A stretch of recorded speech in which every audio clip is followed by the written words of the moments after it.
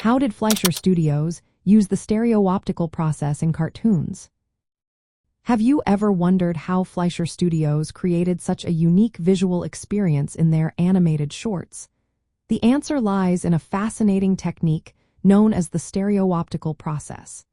This method allowed them to craft a three-dimensional illusion in their cartoons, setting them apart during the golden age of animation. So, how did this process work? Fleischer Studios filmed animation cells in front of real, three-dimensional miniature background sets.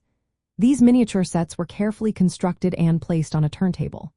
This turntable could rotate slightly for each frame of animation, allowing the background to shift perspective realistically as the characters moved. This technique provided a sense of depth that traditional flat painted backgrounds simply could not achieve. The magic happened when the hand-drawn animation cells were positioned on a vertical plane in front of these three-dimensional sets.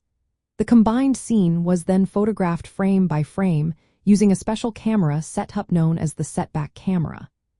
This setup captured both the cells and the rotating backgrounds together, creating the illusion that animated characters were moving within a real, spatial environment. Fleischer Studios began using this innovative technique in the mid-1930s. You can see it prominently featured in their Color Classics series, with titles like Poor Cinderella, Somewhere in Dreamland, and Christmas Comes But Once a Year. This stereoptical process was a distinctive Fleischer innovation that even predated Disney's multiplane camera, which was completed in 1937. The stereoptical process was particularly effective in scenes that required complex backgrounds or dramatic camera movements. The rotating miniature sets could simulate pans and shifts in perspective, which enhanced both storytelling and visual appeal. You can find this method extensively used in Fleischer's color cartoons and feature films like Mr. Bug Goes to Town and in the Superman series.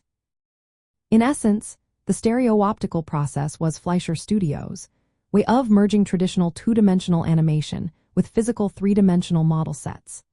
This combination produced a unique three-dimensional effect, making their cartoons visually richer and more immersive compared to the flat backgrounds typical of the era. The creativity and innovation behind this technique truly highlight the artistic achievements of Fleischer Studios during the golden age of animation.